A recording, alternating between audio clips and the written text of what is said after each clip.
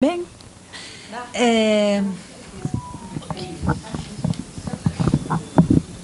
obrigada. Boa tarde, obrigada a todos pela presença.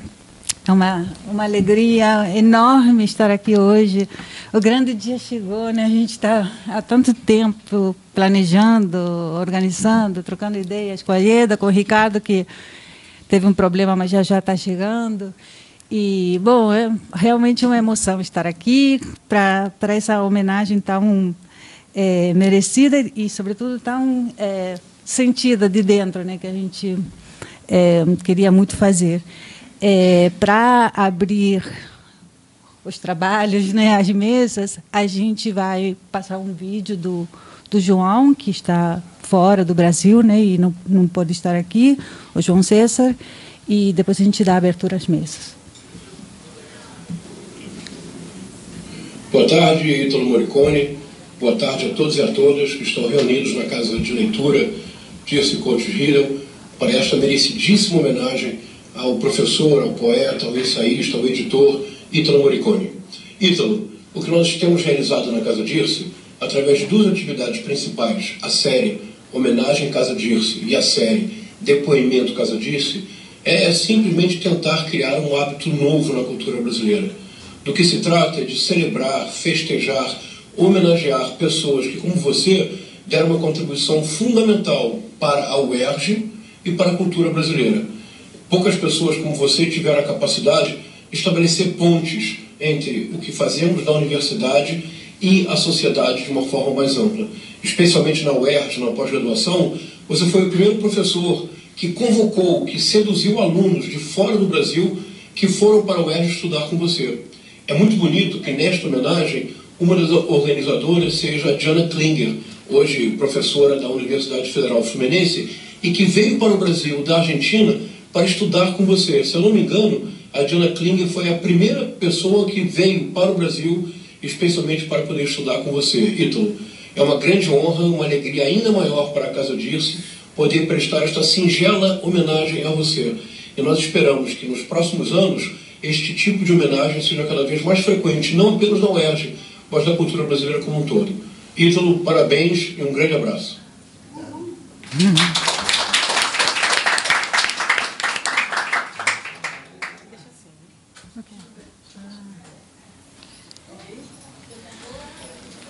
Bom, é claro que para todos nós que estamos aqui, o Ítalo dispensa apresentações, mas mesmo assim a gente preparou um pequeno relato, uma mini, né, resumida biografia dele que eu gostaria de ler antes de começar.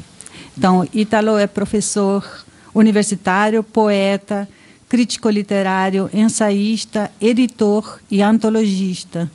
É mestre em literatura brasileira pela PUC-Rio e doutor em literaturas pela mesma universidade. É pós-doutor em comunicação pela UFRJ e ex-professor associado do Instituto de Letras da UERJ, universidade em que ingressou por concurso público em 1986, onde orientou mais de 30 dissertações e teses, aposentando-se em 2019. Portanto, mais de 3 décadas dedicadas ao ensino e à pesquisa universitária. Entre 2008 e 2015, exerceu a direção da EduERJ. Como editor executivo, publicou livros fundamentais da crítica e teoria, sobretudo latino-americana, e criou a coleção Ciranda de Poesia. Ciranda da Poesia, desculpa. Ciranda da Poesia.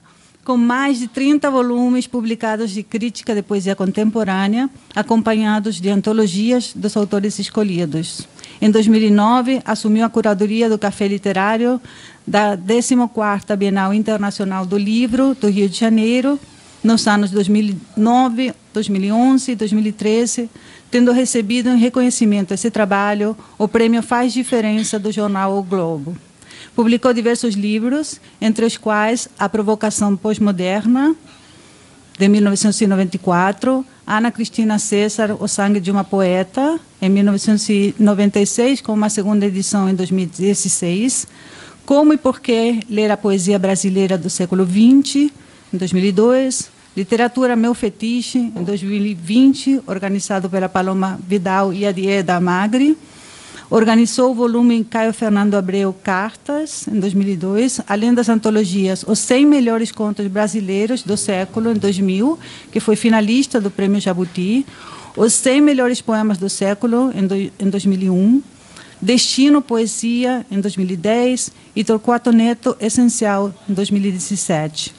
Como poeta, participou de várias antologias, a exemplo desses poetas, organizado por Heloísa Buarque de Holanda, em 1998, e Roteiro da Poesia Brasileira, anos 80, em 2010, organizado pelo Ricardo Vieira Lima, tendo publicado nessa área os seguintes livros de poemas: Leu, 1988, A Cidade e as Ruas, 1992, Quase Sertão, 1996, e História do Peixe, em 2001. Membro de conselhos editoriais de periódicos nacionais e estrangeiros, proferiu palestras sobre literatura brasileira e participou de simpósios em instituições universitárias internacionais de países como Estados Unidos, Alemanha, França e Argentina. Foi professor visitante na Universidade de Leiden, Holanda, e professor visitante sênior na pós-graduação em Letras da Unifesp, no período de 2020 e 2021. Atualmente, ele é professor visitante no programa no Departamento de Ciências da Literatura da Faculdade de Letras da UFRJ.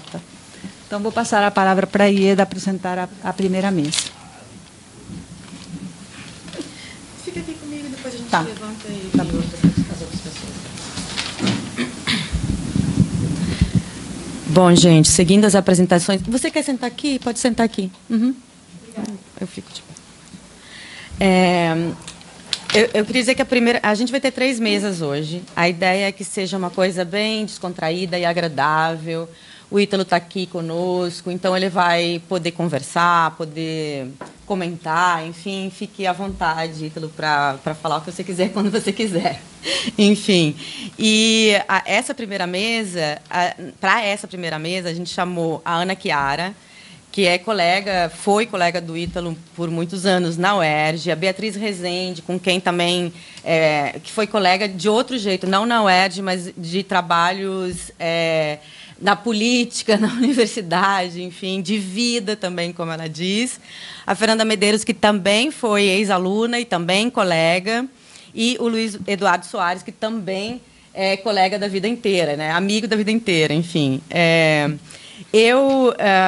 Quando a gente estava conversando, a gente ficou pensando como organizar, né, essas mesas. E aí, para essa mesa, cada um de nós, os 3 organizadores, organizou uma das mesas, né? E, para essa mesa, então, nós pensamos em partir justamente pelo modo como Paloma e eu organizamos seus textos no livro Literatura Meu Fetiche, publicado em 2020 pela CEP.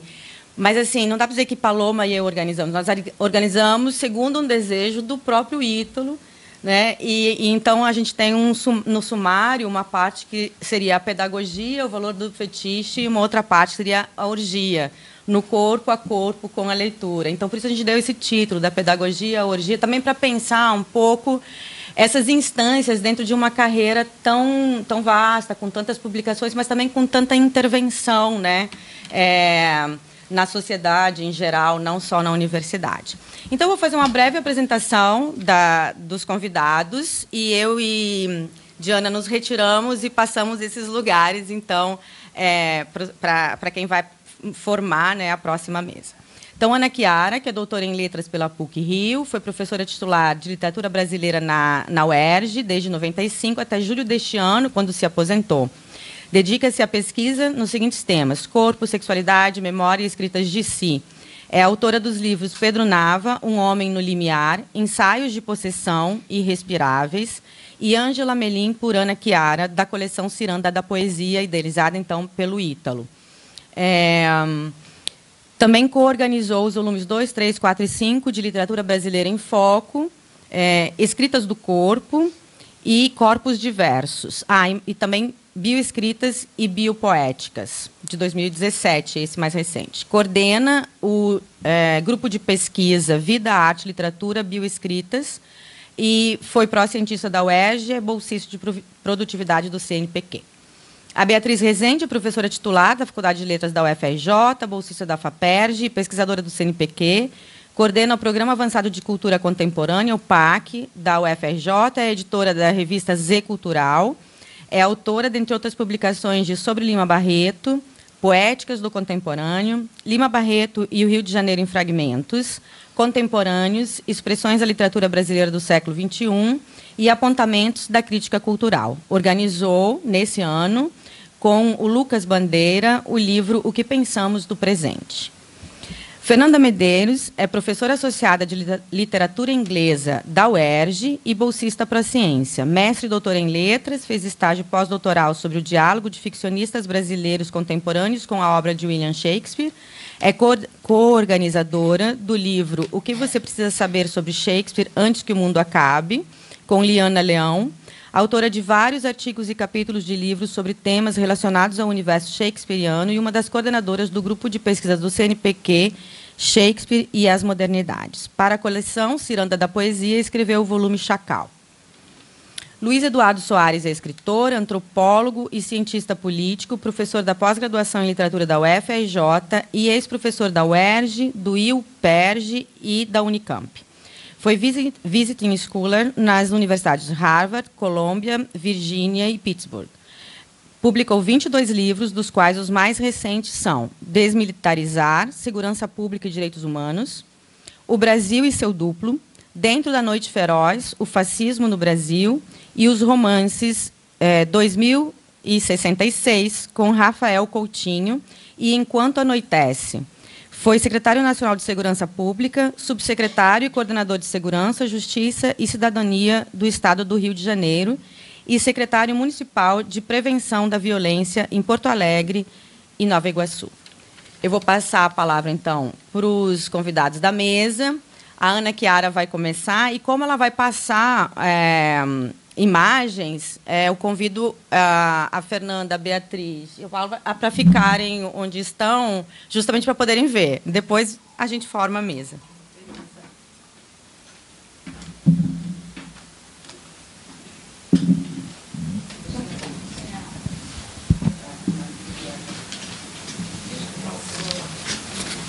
Obrigada. Ana, você vai desligar? Tem que se equilibrar aqui.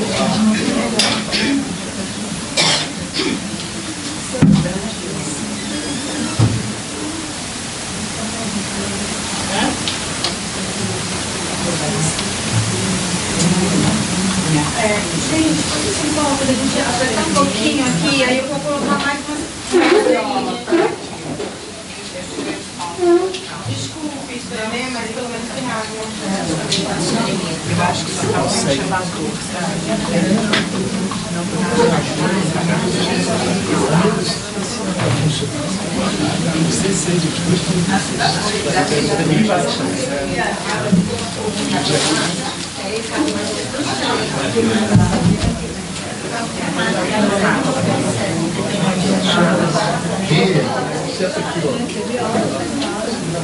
Aí eu vou passando. Só passar. Aqui. Tá bom. Só um tintim. A senhora vai aparecer direitinho na câmera, tá?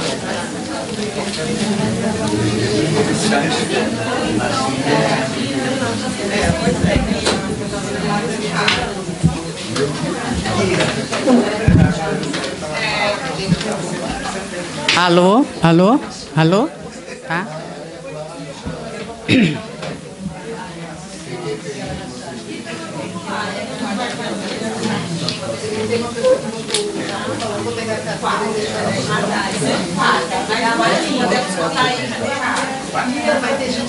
Como é que a gente vai passar depois? Né? Isso é um problema. Eu quero ficar presa. Fernanda, acho que eu vou pedir para vocês irem lá e ficar de ladinho olhando, só para a gente conseguir botar mais duas pessoas. Se vocês não botar aqui, Dá para você. Vou levantar, para você passar. fica tranquilíssimo. Vem aqui, ó. Oi?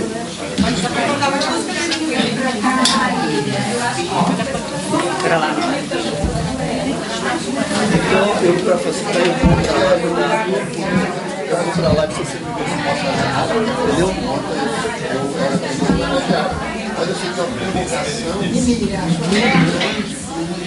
Vai ser o jeito.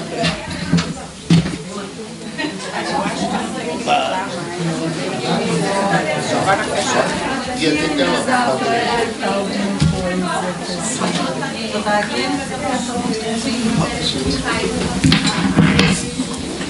Então, boa tarde.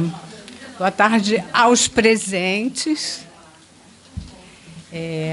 Quero agradecer a Ieda e a Diana o convite. Eu acho que é uma justa homenagem, que já tardava. E quero dizer que o Ítalo é um grande amigo, talvez o meu amigo homem com quem eu tenha mais intimidade, assim. E ele tem esse talento para se tornar amigo das mulheres, e acho que esse é um talento feminista nele. Acho legal isso. Bom, eu vou dizer como é que eu pensei isso, porque quando eu conheci o Ítalo, boa tarde, querida Ana Minho. Eu estou aqui com você, você está comigo aqui nessa mesa. Quando eu conheci o Ítalo, eu achava que ele era brasiliense. Eu fazia essa confusão como o Denilson, né? Eu também fico pensando isso. Eu tenho uma fascinação por Brasília, que era uma cidade que fez parte assim dos meus sonhos, né, de adolescente. E por essas circunstâncias da vida, meu filho foi morar em Brasília e eu me aproximei mais da cidade e fiquei cada vez mais encantada com aquele sonho falhado. Para mim, o que foi o plano piloto e todas as circunstâncias que foram contrariando o que estava no sonho daqueles que idealizaram Brasília, né? E, por fim, eu tenho um neto que nasceu em Brasília, o Emiliano.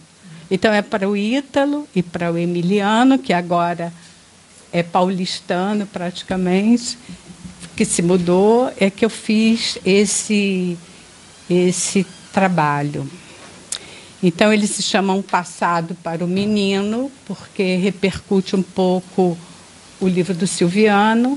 Fotos ruins muito boas, tudo é inventado, vacilo do coração, aqui se fabrica uma história. Bom, já esqueci qual é o negócio que eu tenho aqui. Qual é? Qual é a setinha? Essa aqui. Ah, tá. Então, essa é uma epígrafe. Nossa Senhora da Ternura, abre para ele tua alma pura. Que agora a gente é do Manuel Bandeira, a gente está indo para esse reino da infância, né? E agora do Antonin Artaud, não se verá o corpo perfeito, ele passará, ele será feito por mim e eu estarei lá. Isso é fato. Infância. Tais, Rio, Brasília, Rio. Um mapa não pode controlar seu território. Ele pode ser usado apenas para sugerir ou, de certo modo, indicar, através de gestos, algumas características. Estamos à procura de espaços geográficos, sociais, culturais, imaginários, com potencial de florescer, como zonas autônomas. Isso aí eu estou me desculpando com vocês, porque eu invento muita coisa aqui. Esse trabalho foi feito de uma conversa longa que eu tive com o Ítalo por telefone, que eu ficava perguntando coisas e com uma escuta meio flutuante, então eu inventei muita coisa também. Rotas domésticas, coração selvagem. Muita coisa eu copiei também, né? É no cume do particular que desabrocha o geral. Áspero lirismo, asperezas, arestas. Mudada de terreno, a flor praiana se adapta à secura. Troca o nível do mar pelo planalto. Trocada a areia branca pela terra vermelha. Construída a ponte entre cá e lá. Persegue o experimental. Isso aqui é a preciosidade, que é o livrinho que ele me emprestou, o Albinho, que tem umas fotos. Aí comecei a copiar as fotos, comecei a destruir, parei. Por isso que não tem tantas quanto eu gostaria que tivesse. Porque enfim, fica aqui, né? Depois você deixa as pessoas pegarem. Mas aqui você acabou de mostrar impressionante. É meu. É meu para você. Então, as meninas do Leblon não olham mais para mim. Aos 4 anos, saindo da clínica de óculos, o menino experimentou a bela visão. Nunca mais esquecer a nitidez das coisas, as cores vivas, segurando a mão da mãe, a sensação de que poderia se desprender dela e conquistar as ruas. Agora. Aí vem aquela passagem do Miguelin, que ficava na minha cabeça o tempo todo, que aí Miguelin olhou para todos com tanta força, saiu lá fora, olhou os matos escuros de cima do morro, aqui a casa, a cerca de Feijão Bravo e São Caetano, o céu, o curral, o quintal, os olhos redondos e os vidros altos da manhã. Olhou mais longe o gado pastando perto do brejo, florido de São José como um algodão. O verde dos buritis na primeira vereda. O mutum era bonito. Agora ele sabia. Olhou Mãe Tina, que gostava de ver de óculos, batia palmas de mão e gritava: Cena Corinta. Olhou o redondo de pedrinhas debaixo do genipapeiro. Assim, enquanto eu fazia montava esse álbum seriado, eu ficava sempre com essa coisa assim numa tela, né, que era o Guimarães e os contos da infância, principalmente de primeiras histórias de Miguelin, claro. E então, Céu de Brasília, traço do arquiteto. Aos 7 anos, transplantada do Rio de Janeiro para Brasília, Flor das Araucárias iria a partir de então respirar o ar rarefeito do Planalto de JK, Lúcio Costa, Niemeyer, pioneiros, candangos e forasteiros. Juscelino se lembrava de algo que havia lido numa revista sobre operários que construíam uma igreja num país qualquer. Indagado sobre o que estava fazendo, cada trabalhador descrevia seu ofício. Estava assentando tijolos, ajeitando cantoneiras, pregando madeira. Até que o mais humilde deles, o servente de pedreiro, respondeu que estava construindo uma catedral. Em Brasília, o que eu desejava era transformar todos aqueles candangos em construtores de catedral. E aos poucos consegui. A cidade que se erguia no Planalto não era minha, não era do governo, nem mesmo do Brasil. Era a cidade do humilde operário. Palavras do presidente Juscelino. Juscelino gostava da palavra bandeirante, inspirado na leitura de Bandeirantes e Pioneiros de Viana Mogg. Daí, núcleo bandeirante. Mas essa era uma denominação destinada aos mais altos escalões na hierarquia do canteiro de obras. Do mesmo modo que a palavra pioneiro. Bernardo Saião era inquieto como qualquer bandeirante, mas acusava o ânimo de permanência do pioneiro, escreveu Juscelino pelas mãos do seu ghostwriter Carlos Heitor Coni. Candango era o peão de obra. Pioneiro eram os técnicos, os funcionários públicos, os engenheiros, os arquitetos.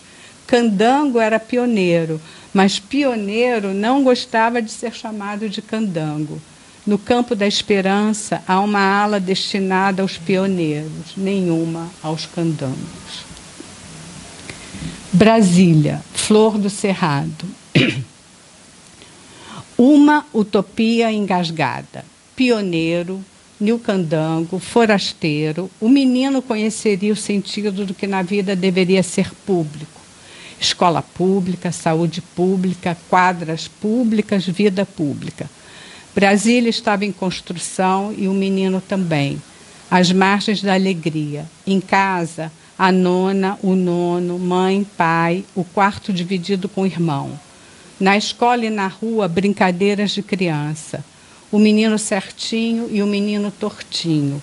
O acerto e o erro. O menino partido ao meio. Retrato de família. Que aqui tem um retrato lindo, eu não consegui reproduzir. A mãe reina absoluta, Praça dos Três Poderes. O pai, Memorial JK. A nona, querida, Catedral Metropolitana de Nossa Senhora Aparecida. O nono, Lago Paranoá.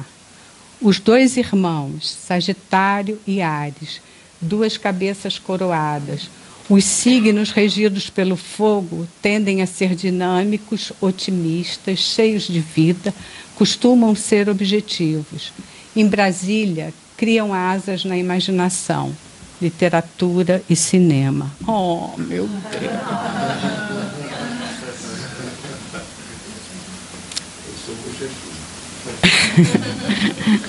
Você é o de óculos. Avião ou libélula? Os desenhos de Lúcio Costa ensinam o voo da imaginação.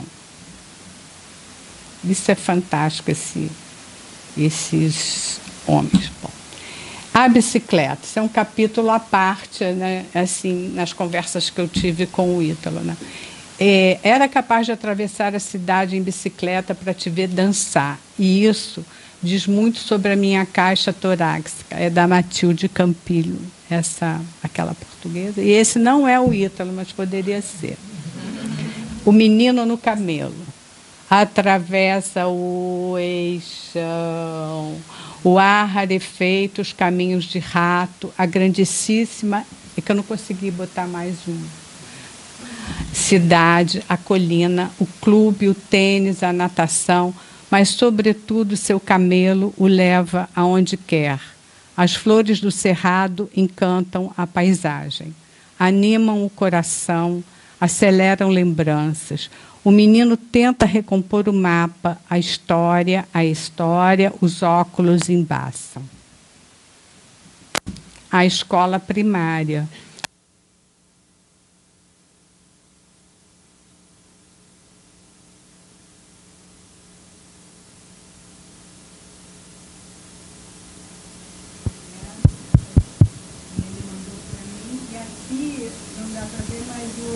Adivinhem quem é o orador? Mas é esse da Superquadra 114, né? A escola da 114.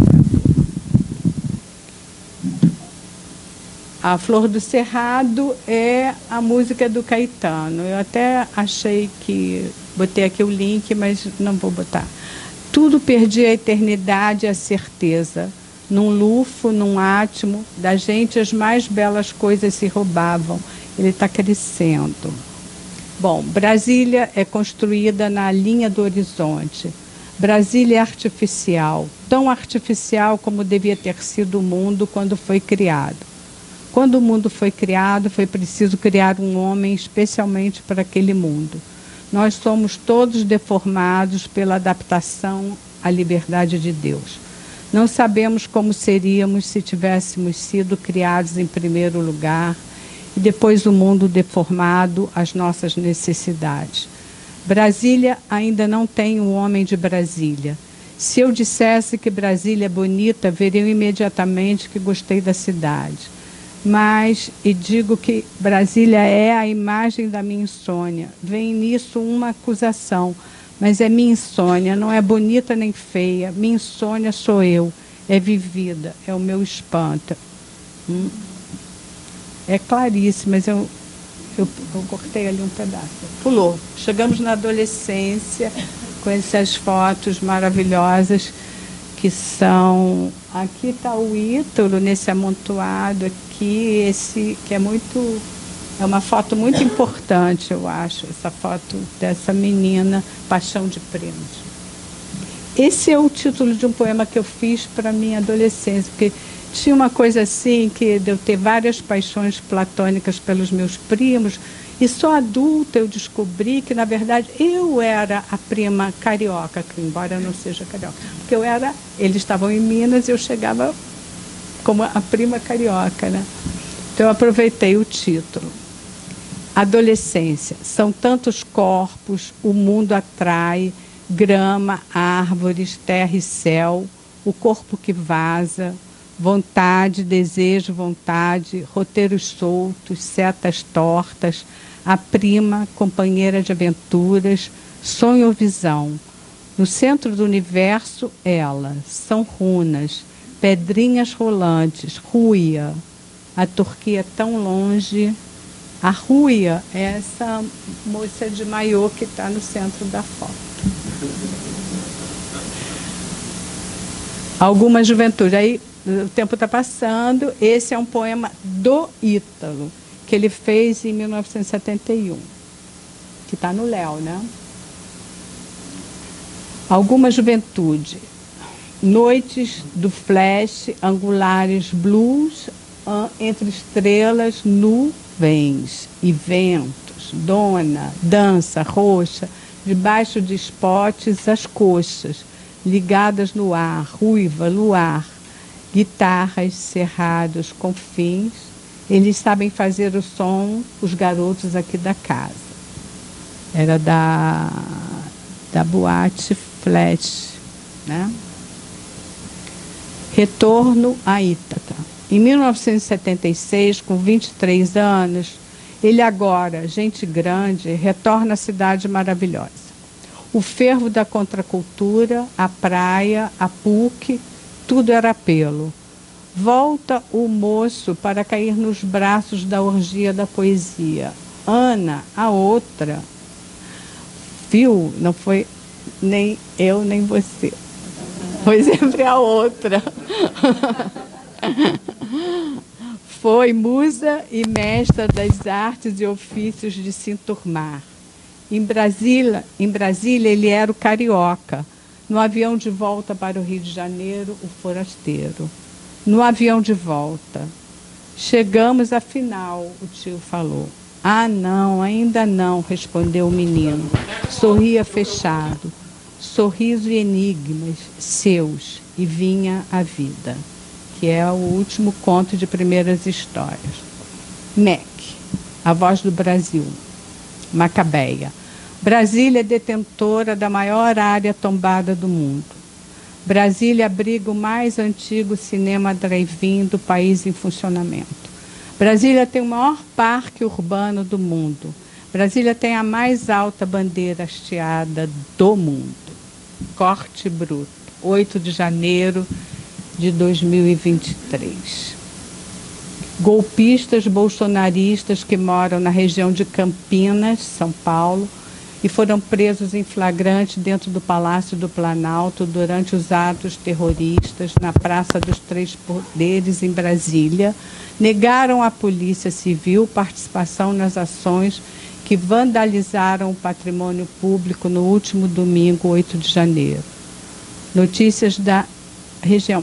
Aí tem os nomes dos golpistas que eu não vou ler, porque eu não vou... Eu pus, mas depois eu achei melhor não fazer propaganda deles. Brasília hoje.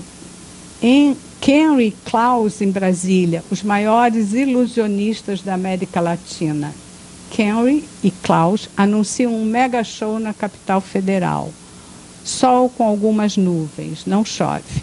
Demolição do Bloco S da 403 Sul é marco na história de Brasília, entenda. Presidente do BRB terá de abrir contas a deputados distritais, entenda. Chefe de quadrilha é preso ao bloquear sinal de tornozeleira com alumínio. Casal de traficantes que vendia maconha no Paranoá é preso. Aí tem essa música da Plebe Rude, que é maravilhosa. Capital da Esperança, Brasília tem luz, Brasília tem carros, asas e eixos do Brasil. Brasília tem mortes, tem até baratas. Longe do mar da poluição, Brasília tem prédios, Brasília tem máquinas, mas um fim que ninguém previu. Árvores nos eixos, a polícia montada. Brasília, Brasília. Brasília tem centros comerciais, muitos porteiros e pessoas normais. Muitos porteiros e pessoas normais.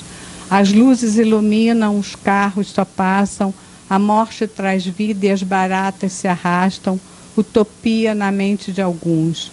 Os prédios se habitam, as máquinas param, as árvores enfeitam e a polícia controla. Utopia na mente de alguns. Oh, o concreto já rachou. Brasília. O menino não morava mais lá. Fim. Fim.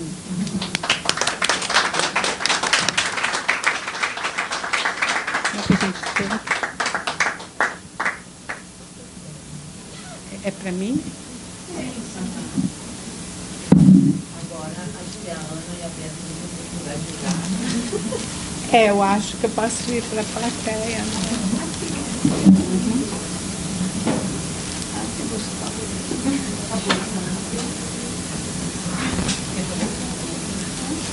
Isso aqui, essa bolsinha que está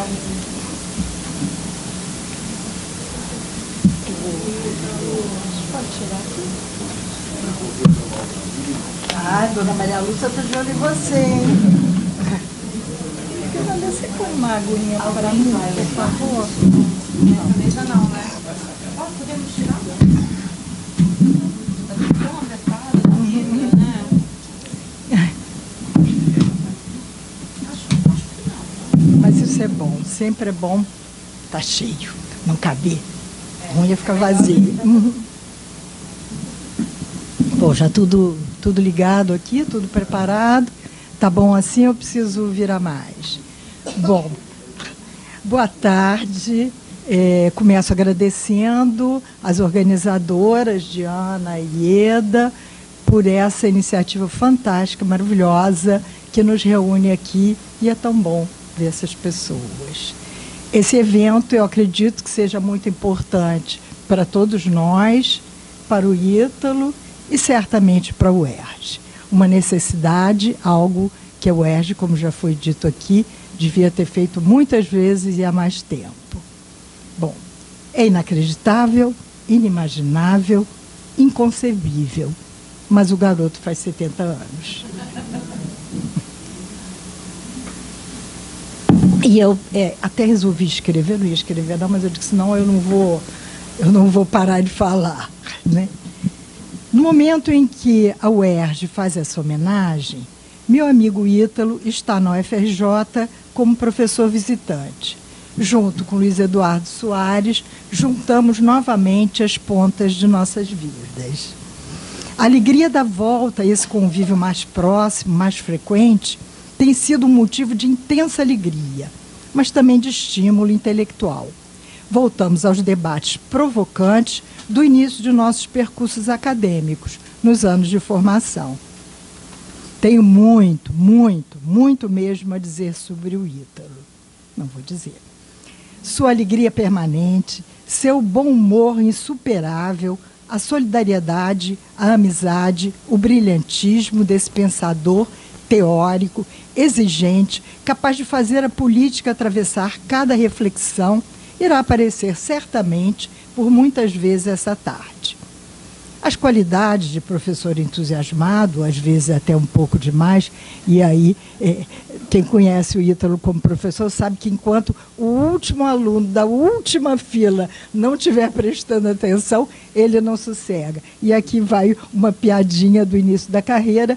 O Ítalo foi dar aula numa escola estadual, né, de inglês, e aí foi lá, aí pouco depois eu perguntei, e aí, Ítalo? Ah, não sei, reclamaram de mim. Por que reclamaram de você? Ah, porque eu resolvi dar uma aula interativa. Então, eu entro na sala e digo, good morning! E os alunos têm que responder, good morning, teacher. Aí eles dizem que não conseguem dar aula do lado. Esse é o professor. As qualidades desse professor serão lembradas por alunos e colegas que acompanharam sua trajetória. No momento, para mim, também muito importante, quando me aposento das obrigações docentes para ficar só com a pesquisa e a pós-graduação, escolho falar do amigo de tantas décadas, o grande parceiro. Da pessoa tão querida que esteve sempre por perto, mesmo se as circunstâncias da vida provocassem breves separações. Um sempre soube que o outro estava por perto. Mas quero aqui, como disse, juntar as pontas, inspirada pelo tema de que o Ítalo se ocupa nesse momento, o biográfico. Vou voltar atrás para chegar até aqui. Nos conhecemos pouco depois de eu voltar da Europa, onde passei 4 anos. Eram os anos 70, 74, 75. Nilza, colega da Faculdade de Letras da UFRJ, uma querida, me salvou da solidão da volta, me convidando para dar aula no CUP, Centro Unificado Profissional. Em 1978, chega o Ítalo, indicado por Dirce Riedel. O Ítalo tinha sido aluno da Dirce na PUC, que rapidamente percebeu que tinha em mãos aquela pepita e indicou para que ele fosse trabalhar no nosso Centro Unificado Profissional. Fora de Brasília para a PUC Rio, já foi mostrado, passando das ciências sociais para as letras. No ensaio Horizontes Formativos, Lugar de Fala, a pedagogia do poema em Antônio Cândido, desse livro maravilhoso, Literatura Meu Fetiche, publicado em 2022, fala de sua decisão e da influência de Luz Costa Lima sobre ele, né? Já há sinais do interesse autobiográfico. Para todos que trabalharam na Rua Albano, no Tanque, em Jacarepaguá, o CUP foi uma página de vida importantíssima. Talvez a gente se repita um pouco. Projeto carregado de utopias, não se assustem, porque aqui atrás são citações. Projeto carregado de utopias não podia dar certo, mas foi muito bom enquanto durou. Amélia Lacombe trazia a vivência da PUC, alguns colegas e professores de lá para essa nova faculdade. Curso de jornalismo e letras juntavam o que havia de melhor dentre os jovens professores e alguns bem experientes. É importante fazer essa marca, até por causa das indicações, que nesse momento não havia concursos para faculdades ou instituições públicas, o que tornava a vida bem mais difícil. A maioria dos professores fazia mestrado ou doutorado, mas alguns já tinham sólidas carreiras. Para vocês terem uma ideia do que era aquele grupo, ali estavam, em letras, Luiz Costa Lima. Não nos dava vida mole. Discutia conosco pesquisas, seus livros, uma leitura absolutamente original da literatura brasileira. Machado de Assis e outros autores canônicos e não canônicos. Poderia ser um pouco a figura de um pai se tivesse juízo na vida, mas não tinha. Naquele momento, não podíamos perceber o que era um curso de jornalismo que tinha como professores Jânio de Freitas e Newton Carlos. Em Ciências Sociais, Luiz Jorge Werneck Viana, o amigo mal-humorado. E um jovem brilhante, por quem as alunas vinham me confessar estarem apaixonadas, Luiz Eduardo Soares.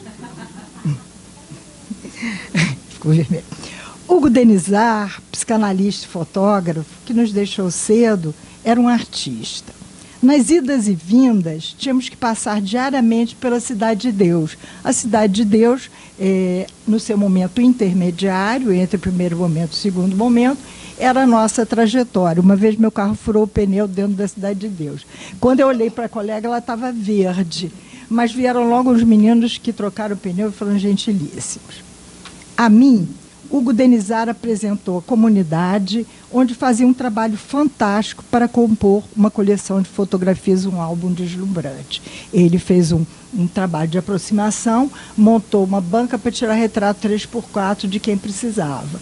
Com isso, foi conhecendo a comunidade, ganhou a confiança e fez esse trabalho deslumbrante. Essa é uma pequena homenagem ao nosso colega que não está mais aqui. Passávamos o dia lá, num regime de trabalho que contrastava com os espoliantes salários-hora de outras faculdades particulares.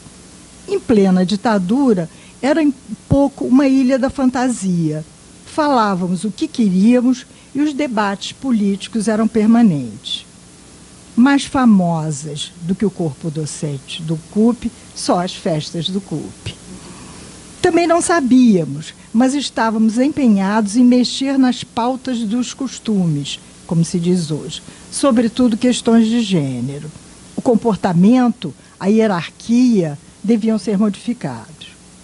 Naquele momento, Ítalo era incrivelmente esquerdista. Luiz Eduardo e eu, reformistas. E nada as divergências nos perturbavam, bem ao contrário. O sonho profissional que o CUP representava vai acabar em 1980, com a faculdade sendo vendida para nada mais, nada menos que Ronald Lewson. Mas ainda não cheguei lá. No final dos anos 70, início dos 80, a experiência que nunca tínhamos perdido do fim da ditadura crescia. O movimento sindical, novo sindicalismo, não sei assim que é chamado, Eduardo me corrija, né? Tomava força.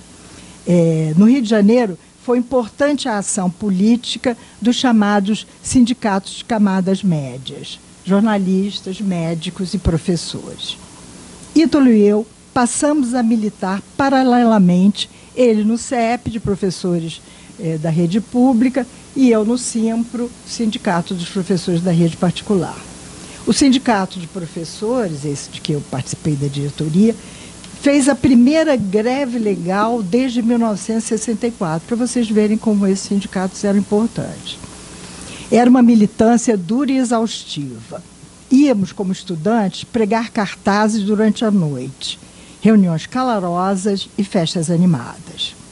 A luta pela anistia fortaleceu os laços da sociedade civil, mesmo com toda a presença da ditadura.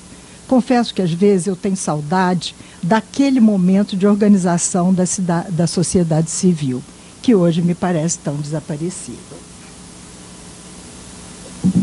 Para mim, pessoalmente, foi fundamental.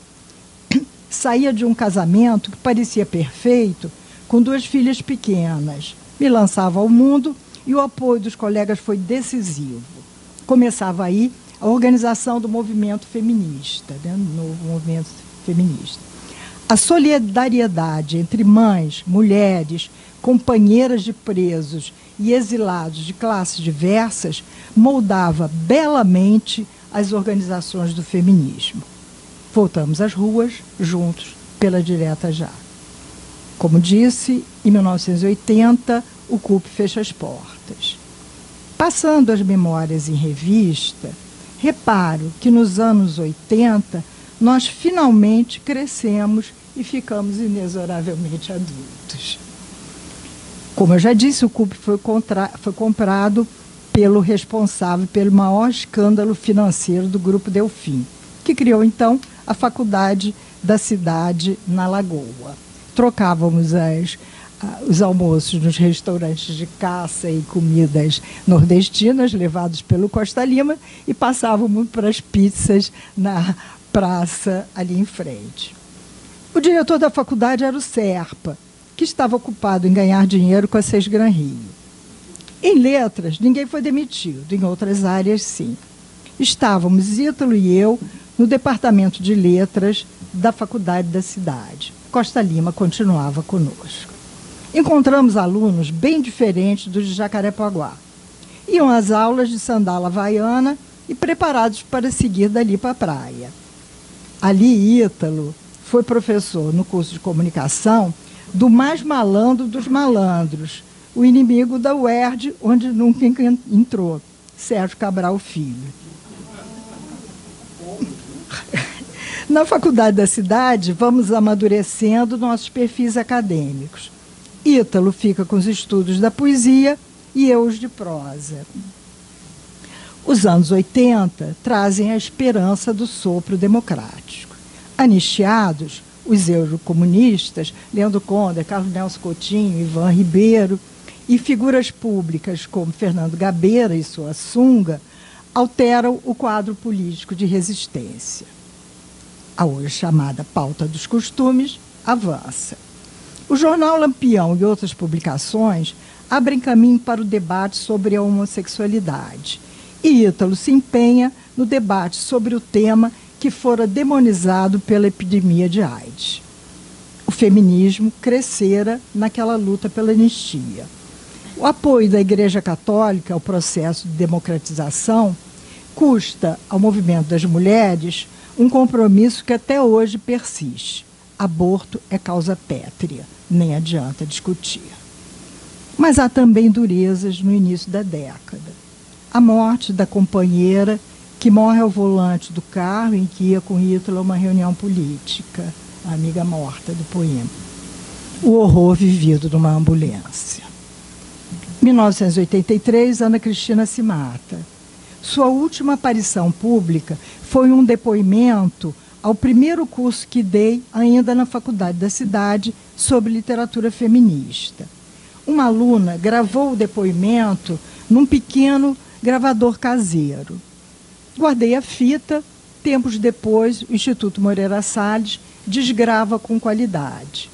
Armando Freitas Filho publica. Em 1996, Ítalo publica o belo livro O Sangue da Poeta, que trata da vida e obra de Ana Cristina. Esse dia nunca me saiu da memória. Era um dia solar, estávamos na lagoa, e Ana Cristina chega com uma capa e um guarda-chuva. Começa a falar e pede desculpas porque ela não estava bem, estava com uma espécie de virose. Pouco depois ela é internada, pouquíssimo tempo depois. Já era depressão. Enfim, era hora de tomar rumo na vida. Com a redemocratização, volta a haver concursos para universidades públicas. Seguimos os dois e mais essa batalha, que acaba bem. Em 1985, eu entro na UFRJ. Em 1986, o companheiro entra na UERJ. Tornávamos, como diz o homenageado, seres acadêmicos. O ensaísmo de nosso teórico vai sendo produzido e estão reunidos no, palavra da moda, incontornável volume Literatura Meu Fetiche, organizado por duas amigas queridas, Paloma Vidal e Ieda Magri. Vou pular essa parte, deixo para os outros palestrantes.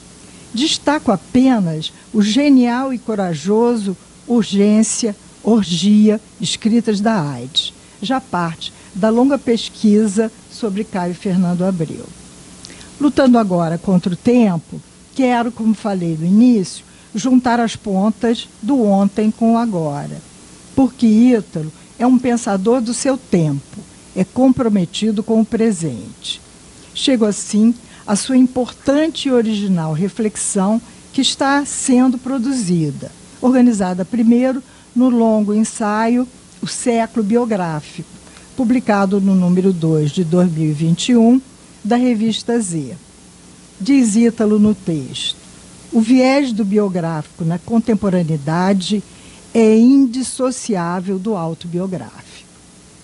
É nesse caminho que o homenageado está seguindo em pesquisa que envolve investigações sobre a origem do pai italiano, alguma poesia e uma escrita híbrida que mescla reflexões, biografismo e pesquisa literária. O provocador dessa nova manifestação criativa são as viagens à Itália, a retomada da pesquisa sobre Pasolini, a discussão política, agora em nível global, e preciosas impressões de viagem.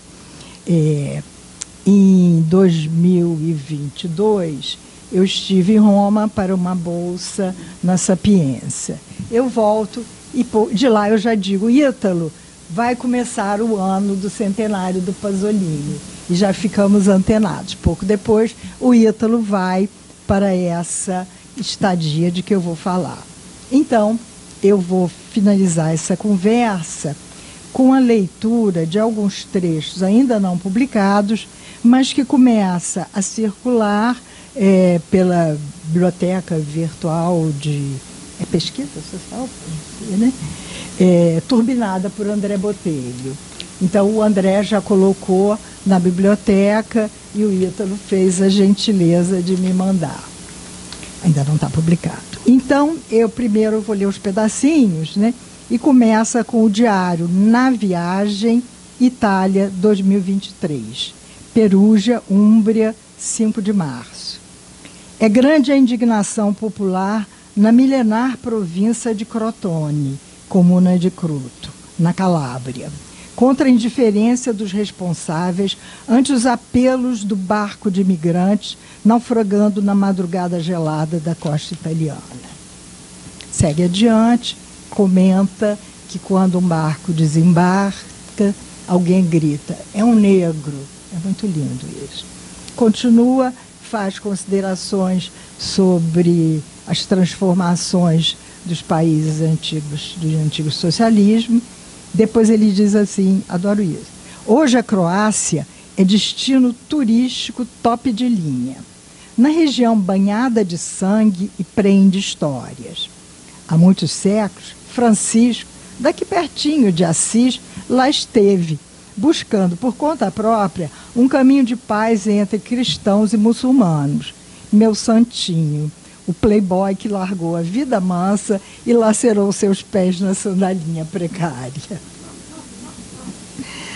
Depois, em 8 de março, em Perugia ainda, o Ítalo anota. Hoje é Dia Internacional da... Como vocês veem, isso não é um mero diário, né? Pela qualidade da escrita e organização, a gente vê que é um texto de muito cuidado autoral.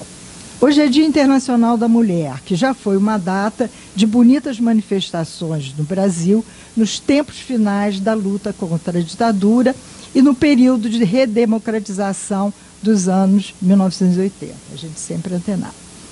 Ocorreram nessa data as contundentes passeatas femininas no Rio de Janeiro, já nesse século XXI. A moldura dos discursos aqui, na Itália, ontem, teve sabor de convergência entre governo e oposição. No entanto, no dia dos embates, o PD, né, o partido, assumiu como prioridade a defesa dos direitos LGBTQI+. E o reconhecimento da família arcobaleno, arco-íris. A ala centrista, isso é quando a Meloni já está sendo eleita. A ala centrista avalia ser esse tipo de prioridade uma das causas do deslocamento do apoio da classe trabalhadora italiana para os partidos de direita. Meloni cometeu a ousadia de comparecer ao Congresso das Centrais Sindicais, aplaudida pelo centro, aparentemente majoritário nos sindicatos, e execrada pela esquerda clássica, que durante a fala da premier se retirou do recinto cantando Bella Ciao. Pulo mais adiante. Nos vídeos pornô trans-gay, vejo homens musculosos, seus peitorais avantajados de guerreiros lutadores, aureolados pela sombra da cicatriz cirúrgica, seus bíceps de ferro sugerindo o intenso e incontrolável desejo do masculino pelo masculino. Lembro da cena machadiana em que Bentinho apalpa e inveja o bíceps de Escobar.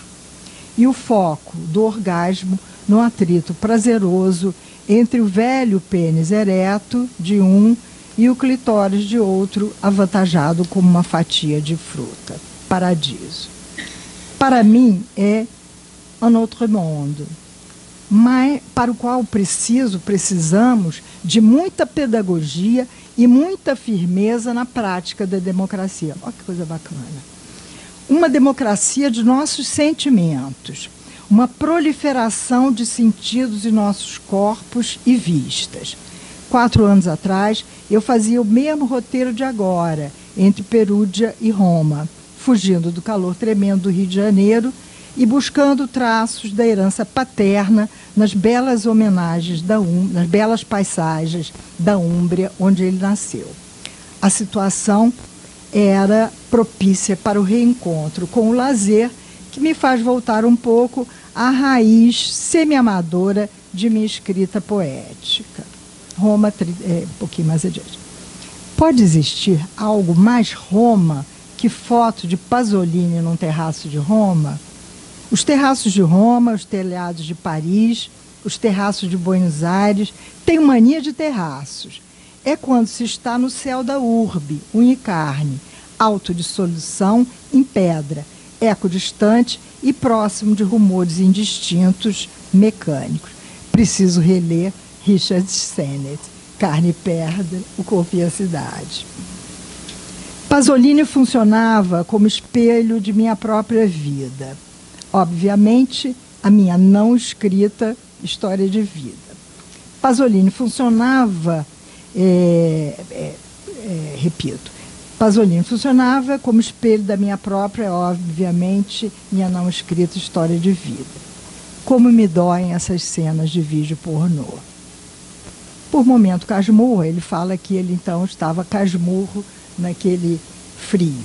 Por momento casmurro, entendo o momento sublime e sublimante de introspecção radical, e por que não narcísica, em que buscamos reatar o fio que une a maturidade à origem adolescente de nossas dores e delícias. Em contraste com essa nuvem midiática e literária, a exposição Pasolini Aquático e Felice, de que o álbum de fotografia de fotos é catálogo, ele tem essas fotos, organizada em 2022 por uma pequena editora anarquista, traz uma outra imagem de Pasolini. Traz um Pasolini vivo, elegante, charmoso, narciso sensual, visando o olho da câmera. O catálogo parece dizer ao público: suas tantas palavras não são mais necessárias. Aqui está exposto ser, o corpo vivo de Pasolini. Vale traduzir a bela epígrafe, poema epigrama de Sandro Penna. Eis o rapaz aquático e feliz. Eis o rapaz grávido de luz, mais límpido que o verso diz. Arrivederci Tibri. Obrigada.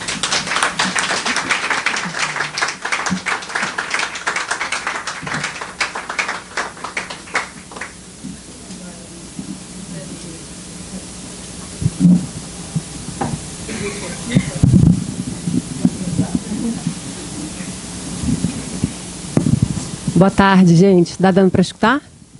Ó, o negócio é o seguinte, vou ter que já dizer uma coisa de cara. Eu sabia que eu estava meio penetra nessa festa, porque eu nunca fui aluna do Ítalo. Então, a revelação estava... Eu não sabia que eu tinha vindo na categoria de aluna. Eu achei engraçado o convite, nesse Olimpo de deuses e deusas, a minha presença. Então, foi o destino, amor, né? Que bom que eu estou aqui. Não fui aluna, mas fui colega de UERJ durante 25 anos, né? E fui aluna informalmente, Ítalo, desde 96, quando eu fui assistir a Bralic, não te conhecia, 96, acho que a primeira Bralic no Rio, ali na Praia Vermelha, e eu fui numa mesa, uma mesa comum, tinha esse Ítalo Morricone, que eu achava que eu conhecia, mas acho que eu conheci o Ennio Morricone, então acho que era incógnito para mim. E eu achei incrível a sua fala sobre poesia. Acho que você começava ali nos anos 90 a arrumar a casa a respeito do que tinha sido a poesia dos anos 70 e o que estava sendo a poesia dos anos 90. Acho que você deu para a gente um enquadramento, um arcabouço para pensar a poesia a partir dali, com você. E eu fiquei muito impressionada. Eu falei, quem é esse homem? E na plateia tinha Costa Lima, eu falei, deve ser legal. E perguntei para Cláudia Matos, comentando com Cláudia Matos, minha querida professora orientadora, Cláudia, quem é aquele Ítalo Morricone? Eu achei ele tão incrível. Meu amigo, da vida toda, né? E aí a gente ficou... Eu fui à sua casa para você... Estava fazendo dissertação, você me ajudou muito na dissertação informalmente. Depois eu fui à sua casa de novo quando entrei para a UERJ, que era a nossa casa em comum durante muitos anos, né? Era muito bom encontrar com você nos corredores do 11. Eu cheguei a assistir umas 2 aulas suas, então, de certa forma, eu fui aluna por 2 noites, né? Aqueles corredores cinza, que eram sempre iluminados por você e pela Ana Chiara, que eram sempre assim, né? Os sagitarianos meteóricos e de uma luz assim, muito intensa e muito positiva, muito jupiteriana. Acho que esse Sagitário do Ítalo, né, Ana, é uma coisa que a gente tem que sempre celebrar.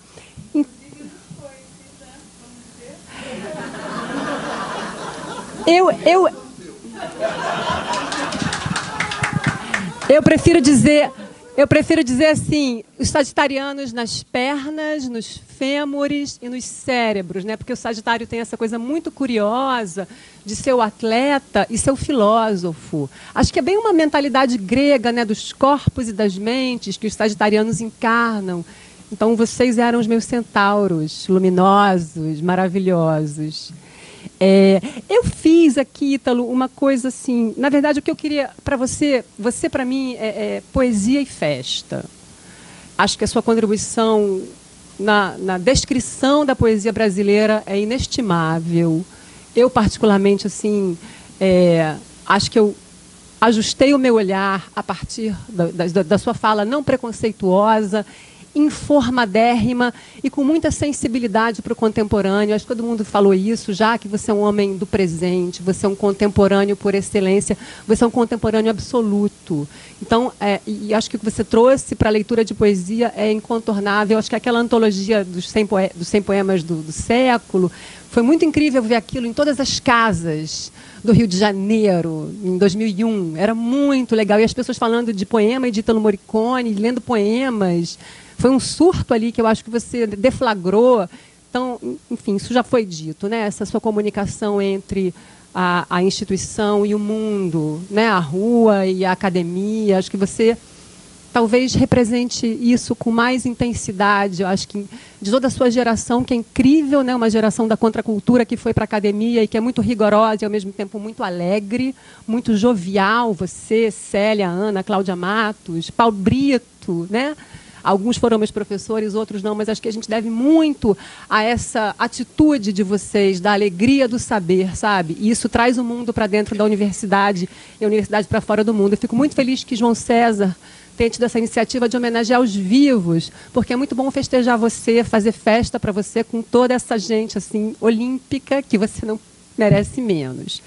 E aí, sendo você para mim festa e poesia e festa, o que eu pensei de assim, coletivamente comemorar hoje, era tentar juntar a sua poesia com a festa. Então, eu quero fazer uma brincadeira, eu vou usar os meus 15 minutos que sobram, para convidar vocês para a gente ler. Eu vou distribuir os envelopes e vou dar as instruções, tá? Então, eu vou deixar um com o Luiz, que não falou ainda. E será que vocês podem distribuir? Obrigada. Chegando até lá atrás, podia dar um para o Ítalo também. Queria um para a Ana Mignot. Não tem para todo mundo, são 18 envelopes. E aí, enquanto estão sendo distribuídos, eu vou dizer para vocês o seguinte, que eu fiquei lendo os poemas do Ítalo. Então, na festa e na poesia, eu queria celebrar o Ítalo poeta. De Léo, de Cidade às Ruas, de Quase Sertão, de História do Peixe. Alguns versos já foram trazidos hoje aqui.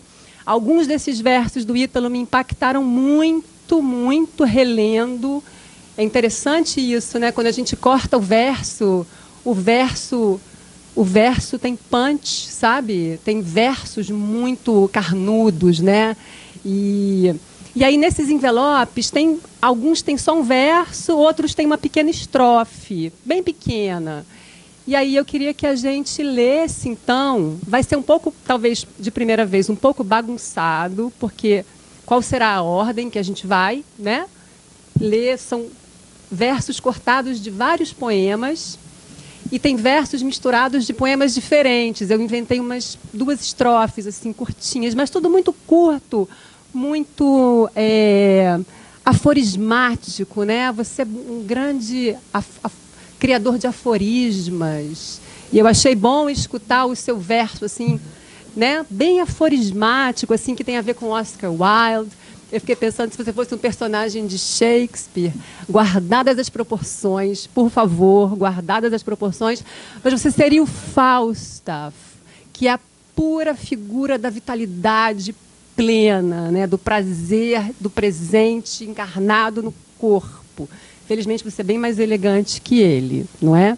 Mas você virou, assim, o meu Falstaff, um pouco o meu Hamlet também. Eu me lembro que quando eu organizei um evento sobre Hamlet, a primeira pessoa que eu chamei para fazer a palestra de abertura do Hamlet foi o Ítalo, em 2018, num pequeno centro cultural no Jardim Botânico, e foi incrível escutar o Ítalo falando sobre Hamlet. Então, todo mundo tem o envelope? Tá. Eu vou pedir para uma pessoa ler o primeiro verso. E vocês se sintam convidados a ler o que está no envelope de vocês, a partir da escuta do que foi dito. Se houver sobreposição, duas vozes juntas, a gente faz uma pequena pausa e as duas pessoas leem cada uma de uma vez, mas talvez seja legal ter uma leve pausa para dar tempo da pessoa ler o que está no seu envelope e mandar a frase. Eu ia pedir para a Ana Mignot começar. Tá bom, Ana? Vai ter que ter microfone? Talvez não seja gravável isso. Porque será que o microfone vai dar tempo de passar? Ah, tudo bem, né? A gente tenta. Obrigada. Então, vamos lá. Esses são todos versos do Ítalo, de poemas variados, tá? E agora, a pele efervesce.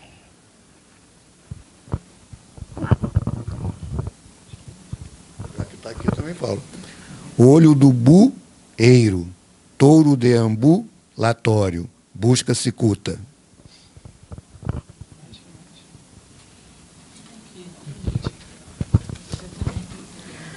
Dai-nos, Senhor, a loucura nossa de cada dia para alimentar o fervor dos sentidos.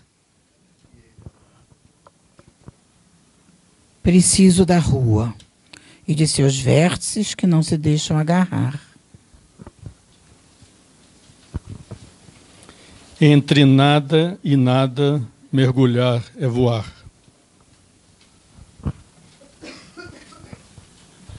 À beira do fim, cicio, luz e treva, vento e vulcão.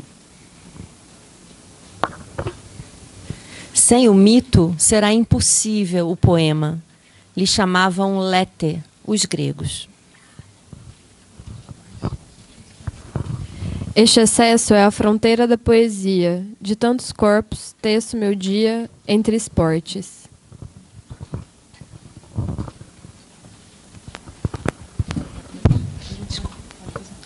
Talhar o ragazzo transcendental em cada face imperfeita.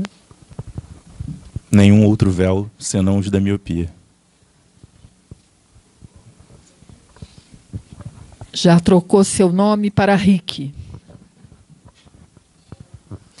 Ofega montanha, descreve teu arco do tempo, de começo a lugar nenhum.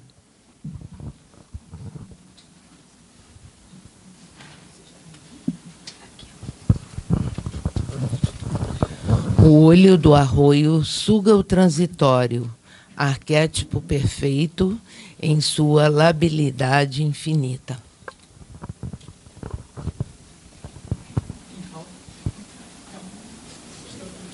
Paulo também vai ler.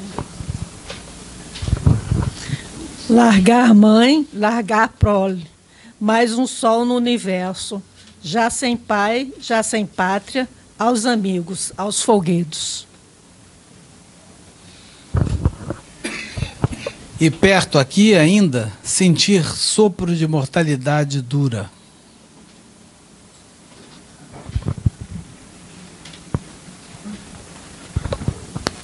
Era mais um bote da cobra grande, lição de séculos aprendida nas ruas.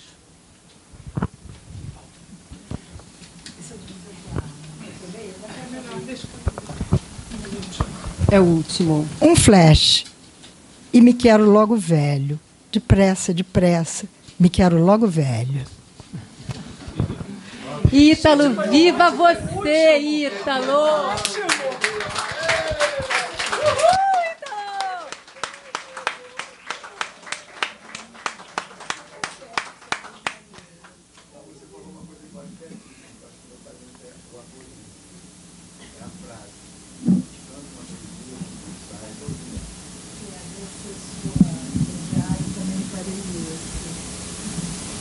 Foi muito bom ler os seus versos. Muito bom, muito legal. Eu posso só destacar um que ficou muito, muito forte para mim. E achei de uma beleza, assim. É um verso que diz... são 3 versos, na verdade. Ofega montanha. Eu achei esse uso imperativo de ofegar tão inusitado, né? Fica até estranho essa sonoridade. Ofega montanha. Descreve teu arco do tempo de começo a lugar algum. Aquela montanha, né? Que para mim era um pouco você também, né? Uma montanha vulcânica.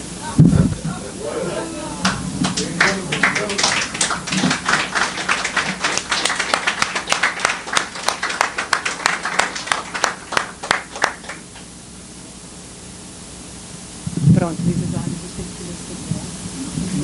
Foi no final, foi muito bom no final. Que lindo, né? Desculpe ter tido de sair depois. Bom. Obrigada, gente, pela leitura.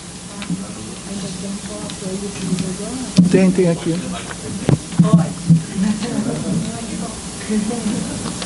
Deixa isso aqui. Boa tarde e que maravilha estar aqui com vocês. Que tremendo privilégio. Vou botar para cá. É o máximo, uma maravilha, Ítalo. Eu também seria incapaz de improvisar, então escrevi um texto, mas isso é pequenininho. A marca de nosso tempo, seu umbral, a grave fronteira que cumpre atravessar, arrastando trapos, ruínas, culpas e esperanças, o signo por excelência a celebrar, inverter e esconjurar, a referência paradigmática de nossos dilemas pessoais e coletivos, o centro, o novo e arcaico centro gravitacional para as cosmologias em trânsito, o eixo que ordena o regime de afetos e afia o gume das horas, a marca, portanto, de nosso tempo. É Fausto. Fausto, embora meio caduco e banguela, jantou Édipo e o cuspiu, misturado às tripas do anjo da história. Que mania de olhar para trás!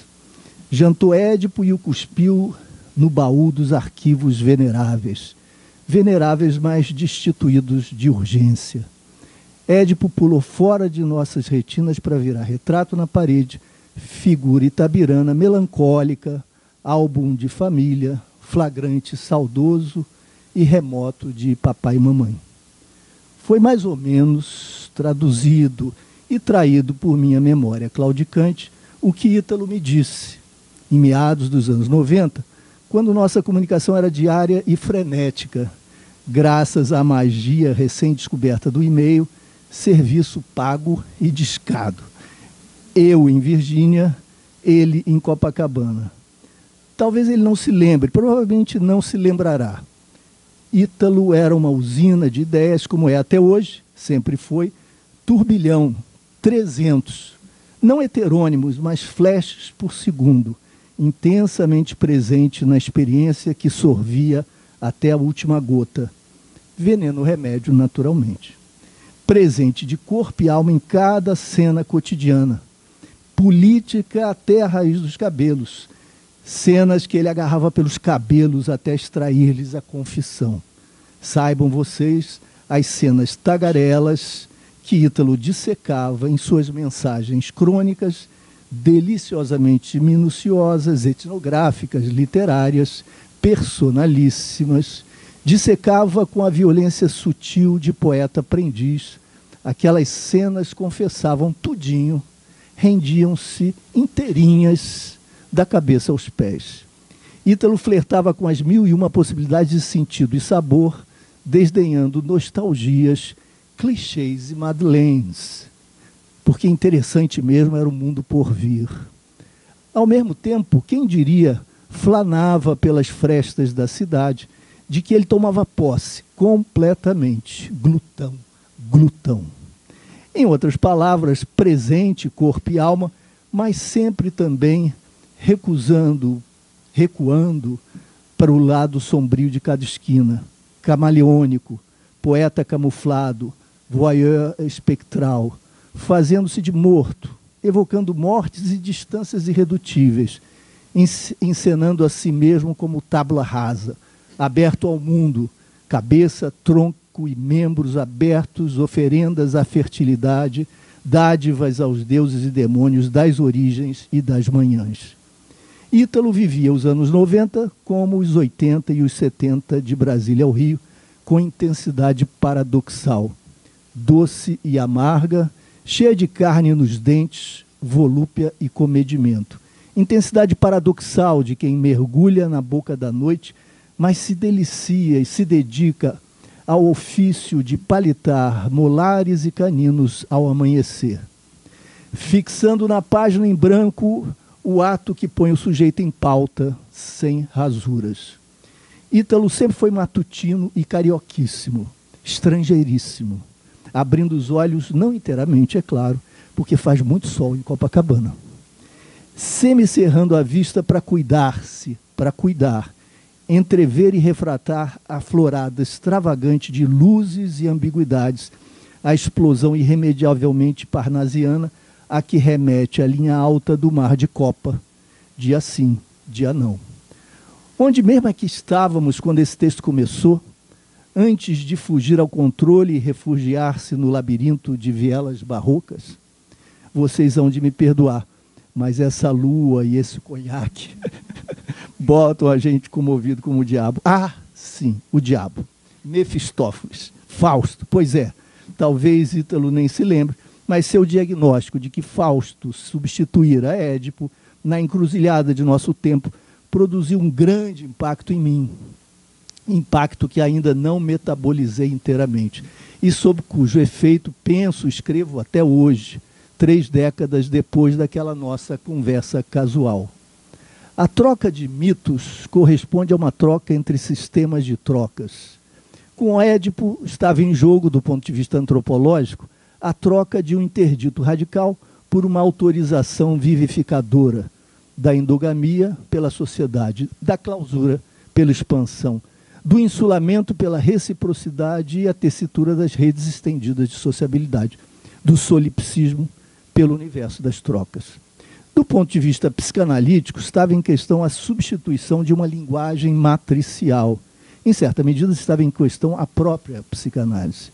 Édipo equivalia à troca da plenitude imaginária ilimitada e, por isso mesmo, mortificante, pelo nascimento do sujeito, graças à castração, à intervenção do terceiro, à entrada em jogo do falo. O declínio de Édipo retrata o ocaso do pai, indicia a fratura de um pilar do capital, expressa o colapso de um regime de poder e servidão, o patriarcado, nome do banho de sangue contínuo que encharca nossos destinos coloniais. Mas a que preço abandonamos as paisagens mentais em chamas? A que custo migramos dessas paragens que nos formaram, que são a nossa casa, a nossa cara?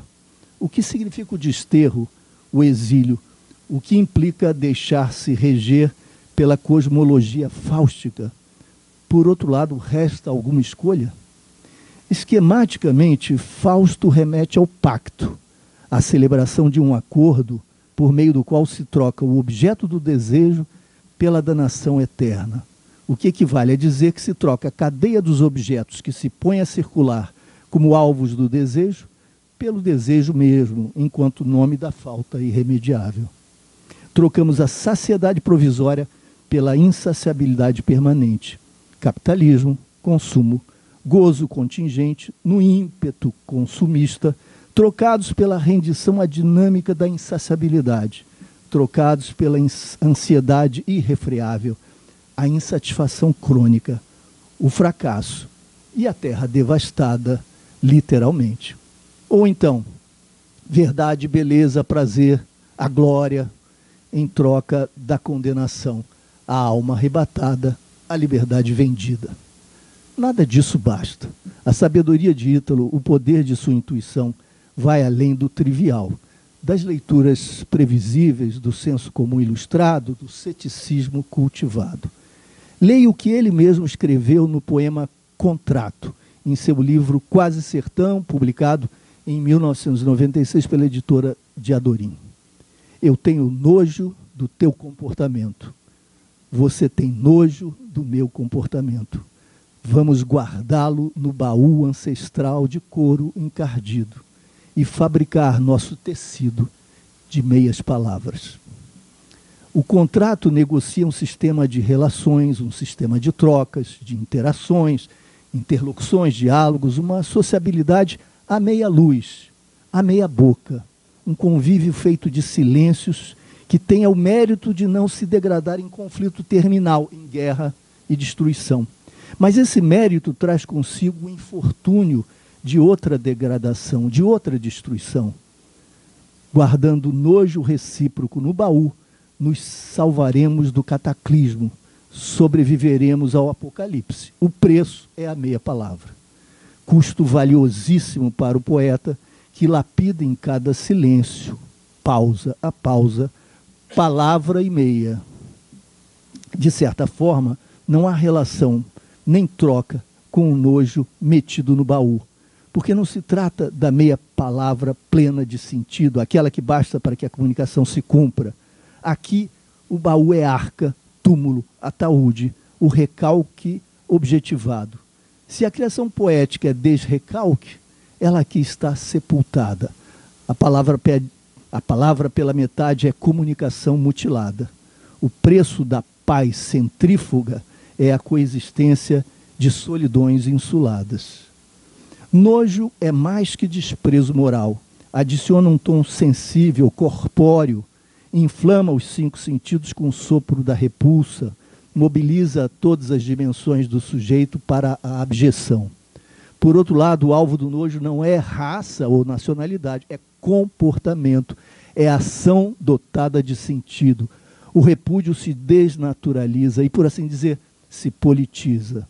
O couro encardido do baú, gasto pelo tempo, é matéria animal, ressecada, esterilizada, revestindo o esquife que evoca a ancestralidade.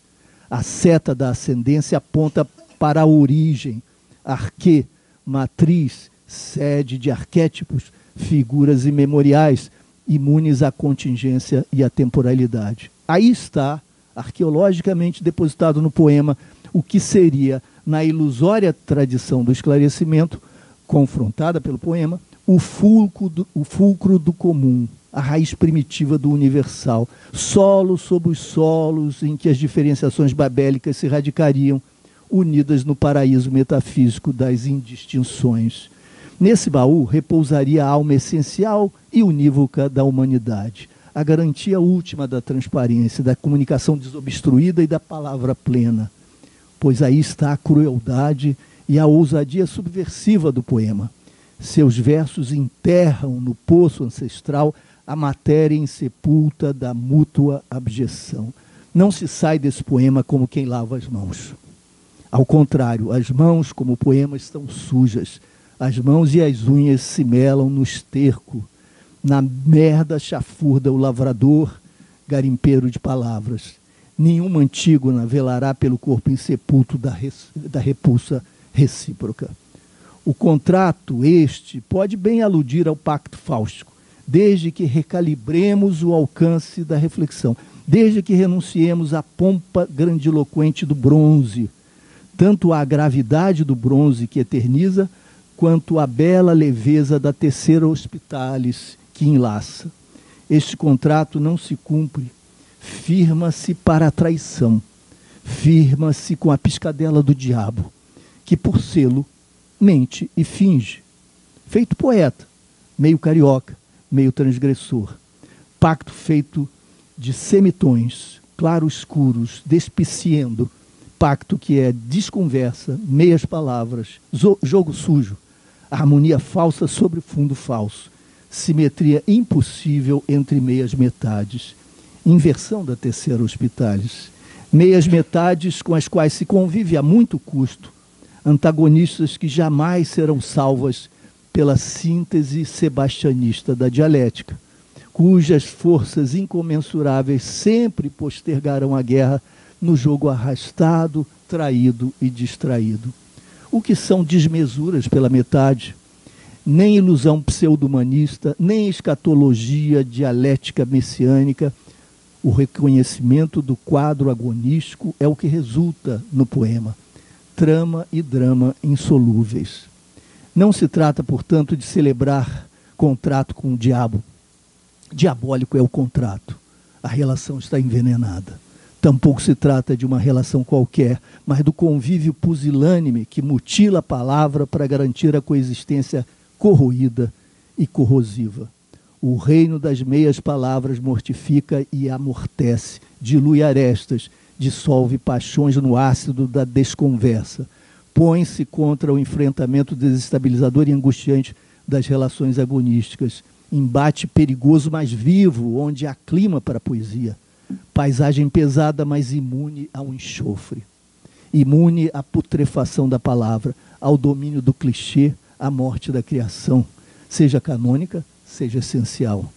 No cosmos do capital prevalece a lei das trocas, palavra-moeda, pátria da comensurabilidade ou da simetria substitutiva para evocar Paul de Man. Prevalece a linguagem da mercadoria, o império do mercado e do fetiche, feira onde tudo tem seu preço e se presta a virar pastiche, tudo encontra equivalentes. Nesse cosmos, o que rebenta a casca do ovo e põe a cabeça para fora, dando-se à luz, é a singularidade, pós-canônica, pós-essencial, especialíssima, irredutível aos sistemas de trocas, aos sistemas das equivalências. A singularidade, o poema, a criação literária, a obra estética, em voz, anti-clichê, exige leitores e leitoras, ouvintes, fruidores e fruidoras, e críticos e críticas que ousem a invenção de suas próprias mordidas únicas, incomparáveis. As dentições são diferentes como as impressões digitais. Ítalo anunciou, por obra e graça de Fausto, evocando o pacto mefistofélico como sinal dos tempos. Ítalo anunciou, isto é, insinuou a era das impressões digitais emancipadas, das dentições inclassificáveis. No tempo pós-edipiano, novos e novas poetas estariam livres da angústia da influência, prescindiriam da morte do pai, evocariam ascendências matrilineares ou conceberiam um céu livre de monoteísmos, ou povoados de monoteísmos extintos, puras recordações inofensivas, céus e terras e mares panteístas ou vazios e silentes. Mas é claro que as novas liberdades corresponderiam, que a essas novas liberdades corresponderiam novos constrangimentos. Nesse caso, a celebração de pactos talvez remetesse a contratos horizontais, em que se empenha a palavra plena, sem concessões, em que se troquem toques e trilhas de fecundação recíproca, linhagens de novo tipo, pistas futuras. Como talvez dissesse um Mário renascido, os males do Brasil já não são muita saúva, pouca saúde, mas muita saliva, muita palavra gasta, muita palavra moeda de troca, muitas convicções vendidas nos templos do fascismo, à boca pequena, na mão grande, na festa monumental da pusilanimidade, todas as mãos sujas de sangue, cumplicidade e meias palavras. Ítalo nos propõe o contraponto, representado pela consciência crítica sobre o pacto fáustico, que aponta para um ambiente estético, ético e político sem acomodações, contra a transigência untuosa e pusilânime à meia luz das meias palavras, a pulsão solar de Copacabana. Por tudo, Ítalo, as lições, os exemplos, a coragem, a lucidez, por tanto afeto e generosidade, por tudo, meu amigo, meu irmão, eis-me aqui a teus pés.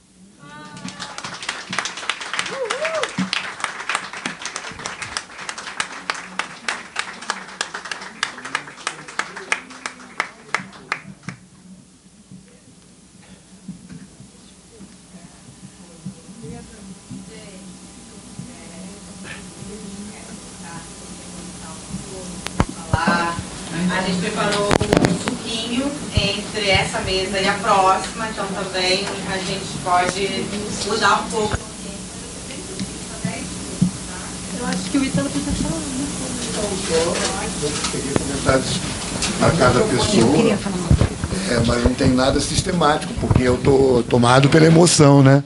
Então, eu achei interessante você ter mencionado esse aspecto, que eu acho que hoje eu já não me vejo mais como poeta. Está todo mundo falando que ele é poeta, cheguei a 70 anos, ele está como poeta. Bom, eu estou até tentando armar um novo livro, assim, né?